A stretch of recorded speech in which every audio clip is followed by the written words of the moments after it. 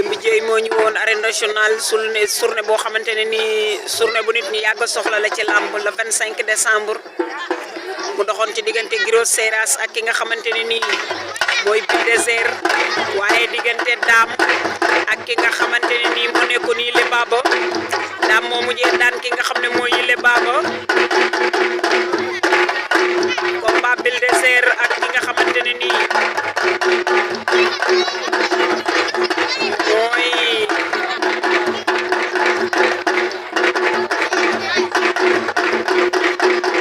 Bulldozer ak ki nga xam ne mooy Guiro Seras dafa mujjee am blessure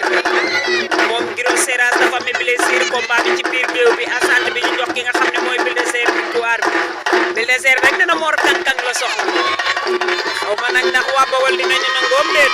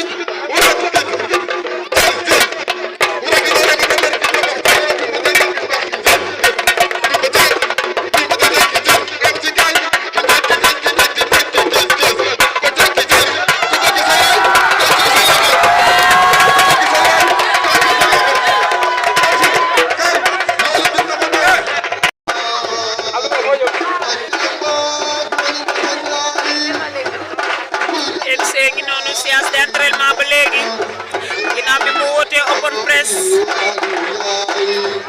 seeni laale arène nationale le 28 décembre journée Ouzin Production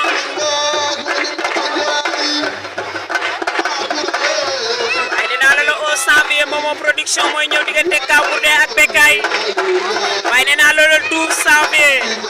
ki nga xamante ne nii mooy Baye Ndiaye Albourakh Events mooy ñëw diggante Gris Bordeaux ak Sarko waaye diggante Pokola Baldé ak ki nga xamante ne nii mooy Talfa waaye diggante Ibou Afia ak ki nga xamante ne nii mooy Armée combat yu am solo le 12 janvier arène nationale ñu andi ceeg Albourakh Events